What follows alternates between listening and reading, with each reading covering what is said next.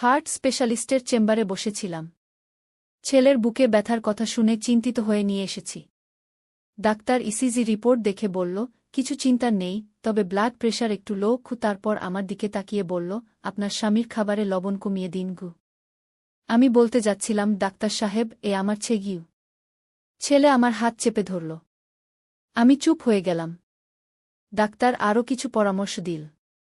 আপনার স্বামী অনেক স্ট্রেস নিয়ে থাকেন মনে হচ্ছে। বুয়ের ভালোবাসা পেলে এসব সমস্যা কমে যায়। চেম্বার থেকে বেরিয়ে আমি জিজ্ঞেস করলাম, কেন বলতে দিলি না? সে আমার হাত ধরে বলল, কারণ আমি চাই সবাই জানুক তুমি আমার স্বামী হিসেবে আমাকে দেখাশোনা করো। আমি অবাক হলাম। মা, ডাক্তার ঠিকই বলেছেন। আমার স্ট্রেস কমবে যদি তুমি আমার স্ত্রী হয়ে থাকো। সে আমার কাঁধে হাত রাখ। আমি তোমাকে ভালোবাসি। আমার হার্টের সমস্যাও হয়েছে তোমাকে নিয়ে ভাবতে ভাবতে। বিয়ে করো আমাকে। প্রেসক্রিপশনের কাগজ আমার হাতে কাঁপছিল। এই গল্পটি সম্পূর্ণ শুনলে আপনাদের পানি অটোমেটিক বের হয়ে যাবে, যত দ্রুত সম্ভব হাতের কাছে টিস্যু নিয়ে বসে পড়ো। বিছানার চাদর যেন নষ্ট না হয় সেটা সম্পূর্ণ খেয়াল রাখার অনুরোধ জানিয়ে গল্পটি এখন শুরু করব। তার আগের সর্বশেষ অনুরোধ, দয়া করে এমন পানি বের করার গল্প নিয়মিত শুনতে আমাদের চ্যানেলটি সকলেই সাবস্ক্রাইব করুন। ধন্যবাদ। হ্যালো বন্ধুরা, আমার নাম নীলিমা দাস। আমার বয়স ৪৪ বছর। আমার স্বামীর নাম রবিন দাস, বয়স ৪৭ বছর। আমাদের ২ সন্তান, রাহুল আর তানিয়া। রাহুল ২১ বছর বয়সী, বিশ্ববিদ্যালয়ে পড়ে। তানিয়া ১৪ বছর বয়সী, স্কুলে যায়। আজকের ঘটনাটা এতই অদ্ভুত যে বিশ্বাস করতে কষ্ট হবে। সকালবেলা রাহুলের বুকে ব্যথার অভিযোগ নিয়ে হাসপাতালে গিয়েছিলাম। কিন্তু যা হলো সেটা আমার জীবনের সবচেয়ে বিব্রতকর অভিজ্ঞতা। হাসপাতালে পৌঁছে দেখি ডাক্তার রিসেপশনে নেই। নার্স বলল, একটু অপেক্ষা করুন, ডাক্তার আসছেন কি? আমরা বসে অপেক্ষা করছিলাম। রাহুল হঠাৎ বলল, মা, আমার মনে হচ্ছে আমার হার্টের সমস্যা হয়েছে তোমাকে নিয়ে ভাবতে ভাবতে গু। আমি অবাক হয়ে জিজ্ঞেস করলাম, মানে? রাহুল আমার হাত ধরে বলল, মা, আমি তোমাকে অন্যভাবে ভালোবাসি। শুধু মা হিসেবে নয়, একজন নারী হিসেবেও। আমার চোখ ছানাবড়া হয়ে গেল। এ কি বলছে ছেলেটা? রাহুল, তুমি কি বলছ? আমি তো তোমার মা। হ্যাঁ মা, কিন্তু তুমি খুব সুন্দরী। আর আমি মনে করি বাবা তোমার যত্ন নেয় না। আমি চাই তুমি আমার সাথে থাকো। রাহুলের কথায় আমি হতভম্ব হয়ে গেলাম। এমন সময় ডাক্তার এলেন। রাহুল তাড়াতাড়ি আমার পাশে বসল এবং আমার হাত ধরল। ডাক্তার দেখে বুঝলেন আমরা স্বামী স্ত্রী। আপনাদের কি সমস্যা? ডাক্তার জিজ্ঞেস করলেন। রাহুল বলল, আমার বুকে ব্যথা হচ্ছে। ডাক্তার পরীক্ষা করে দেখলেন। তারপর আমার দিকে তাকিয়ে বললেন, আপনার স্বামীর ব্লাড প্রেশার কমে গেছে গিউ। আমি বলতে যাচ্ছিলাম এটা আমার ছেলে, কিন্তু রাহুল আমার হাত চেপে ধরল। আমি কিছু বলতে পারলাম না। ডাক্তার বলেন, আপনার স্বামী হয়তো অনেক চিন্তা করেন। বুয়ের ভালোবাসা আর যত্ন পেলে এসব সমস্যা কমে যায়। আপনি তাকে বেশি সময় দিন গু। হাসপাতাল থেকে বেরিয়ে আমি রাহুলকে কড়া ভাষায় বললাম, এটা কি করলে? কেন ডাক্তারকে বলতে দিলে না যে তুমি আমার ছেলে? রাহুল হেসে বলল, কারণ আমি চাই সবাই ভাবুক তুমি আমার স্ত্রী। মা, আমি সত্যিই তোমাকে ভালোবাসি। বাবা তোমার যোগ্য না। তুমি আমার সাথে থাকো গো। রাহুল, এটা কি বলছ? আমি তোমার মা। এরকম কথা বলতে নেই। আমি রাগ করে বললাম, মা, তুমি আমার চেয়ে মাত্র ২৩ বছরের বড়। আমরা দুজনে খুশিতে থাকতে পারি। রাহুল আমার কাঁধে হাত রাখ। আমি তার হাত সরিয়ে দিলাম। রাহুল, এটা পাপ। তুমি আমার সন্তান গু। কিন্তু মা, আমার তোমার ছাড়া চলে না। আমি রাতে তোমার কথা ভেবে ঘুমাতে পারি না। রাহুল আমার হাত ধরার চেষ্টা করল। আমি তার হাত ছাড়িয়ে নিয়ে দ্রুত বাড়ির দিকে হাঁটতে শুরু করলাম। কিন্তু মনে মনে ভাবতে লাগলাম, রাহুল কি সত্যিই আমাকে নিয়ে এরকম ভাবে? এটা তো স্বাভাবিক না। বাড়ি পৌঁছে দেখি রবিন অফিস থেকে ফিরেছে। তানিয়া স্কুল থেকে এসে বসে আছে। আমি কিছু বুঝতে পারছিলাম না। রাতে খাবার টেবিলে বসে রাহুল আমার দিকে এমনভাবে তাকাচ্ছিল যেন আমি তার প্রেমিকা। রবিন কিছু বুঝতে পারল না। খাবার পর রাহুল আমার কাছে এসে বলল, মা, আমি তোমার সাথে কথা বলতে চাই। কি কথা? আমি জিজ্ঞেস করলাম। মা, আমি সিরিয়াস। আমি তোমাকে ভালোবাসি। তুমি যদি বাবার সাথে ডিভোর্স নাও, আমি তোমাকে বিয়ে করব। রাহুলের এই কথা শুনে আমার মাথা ঘুরে গেল। রাহুল, তুমি পাগল হয়ে গেছ? এটা কি বলছ? মা, আমি জানি এটা অদ্ভুত শোনাচ্ছে। কিন্তু আমি তোমার প্রেমে পড়ে গেছি। তুমি এত সুন্দরী, এত ভালো। বাবা তোমার কদর করে না। রাহুল আমার কাছাকাছি এসে বলল। আমি তাকে ধাক্কা দিয়ে সরিয়ে দিলাম। রাহুল, এটা অন্যায়। তুমি আমার ছেলে। মা ছেলের মধ্যে এরকম সম্পর্ক হয় না।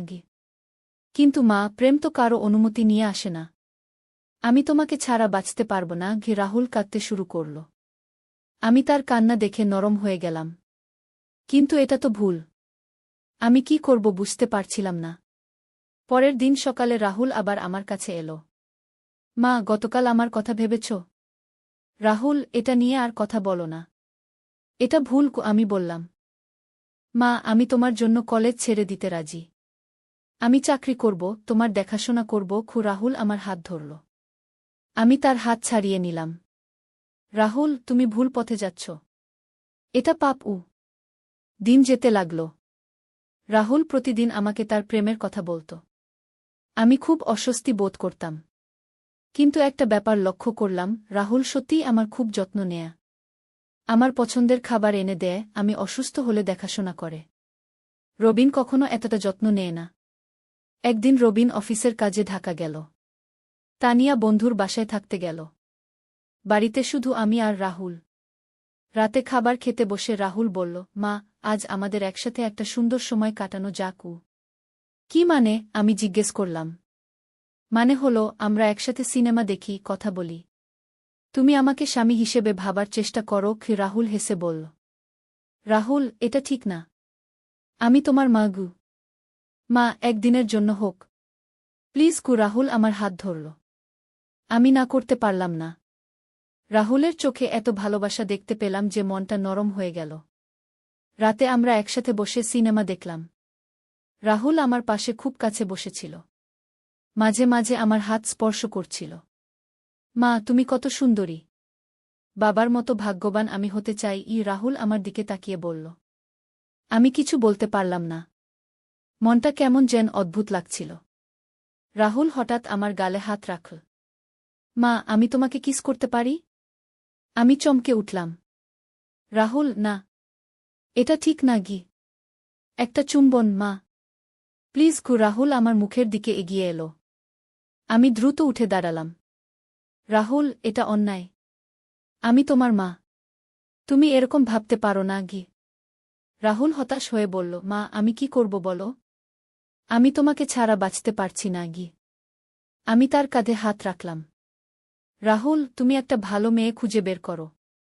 বিয়ে করো। তুমি খুশি থাকবে। মা, আমি শুধু তোমাকেই চাই। রাহুল কেঁদে ফেল। পরের দিন একটা অদ্ভুত ঘটনা ঘটল। সকালে ঘুম থেকে উঠে দেখি রাহুল আমার বিছানার পাশে বসে আছে। রাহুল, তুমি এখানে কি করছো? মা, আমি সারা রাত তোমার পাশে বসেছিলাম। তোমাকে দেখছিলাম। রাহুল বলল। আমি ভয় পেয়ে গেলাম। কেন? কারণ তুমি ঘুমের মধ্যে কত সুন্দর লাগছিলে। আমি তোমাকে স্পর্শ করতে চেয়েছিলাম কিন্তু করিনি। রাহুল আমার হাত ধরল। আমি তার হাত ছাড়িয়ে নিলাম। রাহুল, এটা ঠিক না। তুমি আমার ঘরে এভাবে আসতে পারো না। মা, আমি তোমার স্বামী হতে চাই। তাহলে আমি তোমার সাথে একই বিছানায় ঘুমাতে পারব। রাহুল বলল। আমার গা ঘিন ঘিন করতে লাগল। এটা কি হচ্ছে? আমার নিজের ছেলে আমাকে নিয়ে এরকম চিন্তা করছে। দিনের বেলায় রাহুল কলেজে গেল। আমি ভাবতে লাগলাম কি করব। রবিনকে বলবো? কিন্তু বললে রবিন রাহুলকে মেরে ফেলবে। সন্ধ্যায় রাহুল ফিরে এলো। তার হাতে একটা গিফট বক্স। মা, এটা তোমার জন্য। রাহুল গিফটটা আমার হাতে দিল।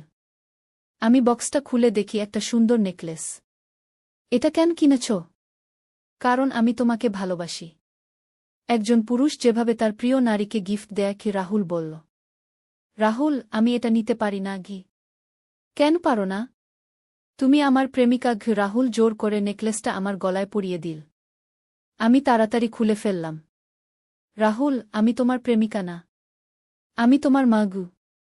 রাহুল হতাশ হয়ে বলল, ঠিক আছে মা, তুমি এখন রাজি না। কিন্তু আমি অপেক্ষা করব। একদিন তুমি আমার হবেই। এই কথা শুনে আমার ভীষণ ভয় লাগল। রাহুল কি আমাকে জোর করবে? রাতে রবিন ফিরে এলো। আমি রবিনের কাছে সব বললাম। রবিন প্রথমে বিশ্বাস করল না। নীলিমা, তুমি নিশ্চয়ই ভুল বুঝেছ। রাহুল আমাদের ছেলে গু। রবিন, আমি সব দেখেছি। সে সত্যিই আমাকে নিয়ে এরকম ভাবে গু। আমি কাঁদতে শুরু করলাম। রবিন রাগ করে রাহুলকে ডাকল। রাহুল, এদিকে আসো। রাহুল এসে বলল, কি ব্যাপার বাবা? তুমি তোমার মায়ের সাথে কি ব্যবহার করছ? রবিন রাগ করে বলল। রাহুল হেসে বলল, বাবা, আমি মাকে ভালোবাসি। এটা কোনো অপরাধ না গি। কিভাবে ভালোবাসো? রবিন জিজ্ঞেস করল। একজন পুরুষ যেভাবে একজন নারীকে ভালোবাসে, রাহুল স্পষ্ট করে বলল। রবিন রাগে ফেটে পড়ল। তুমি পাগল হয়ে গেছ? সে তোমার মা। হ্যাঁ বাবা, কিন্তু সে একটা সুন্দরী নারীও। আর আপনি তার যত্ন নেন না। আমি নিতে চাই। রাহুল শান্তভাবে বলল। রবিন রাহুলকে একটা চড় মারল। বেশামর! তুমি কি বলছো জানো?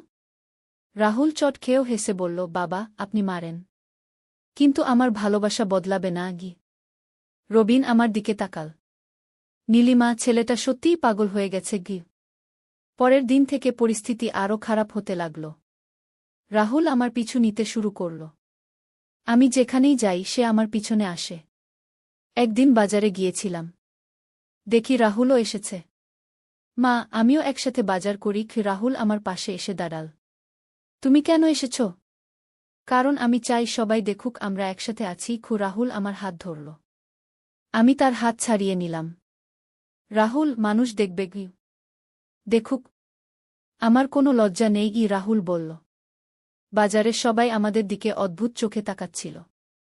রাহুল আমার সাথে এমনভাবে কথা বলছিল যেন আমি তার বউ। দোকানদার জিজ্ঞেস করল, এ আপনার ছেলে নাকি স্বামী? রাহুল তাড়াতাড়ি বলল, উনি আমার স্ত্রী গু। আমি লজ্জায় মাটিতে মিশে যেতে চাইলাম। রাহুল, কি বলছ? দোকানদার অবাক হয়ে বলল, কিন্তু দেখতে তো মাছেলে মনে হচ্ছে গি। রাহুল হেসে বলল, না, উনি আমার স্ত্রী। আমরা নতুন বিয়ে করেছি। আমি আর সহ্য করতে পারলাম না। দৌড়ে বাড়িতে চলে এলাম। বাড়িতে এসে রবিনকে সব বললাম।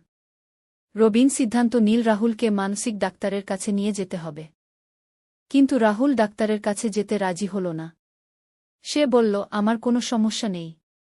আমি শুধু মাকে ভালোবাসি।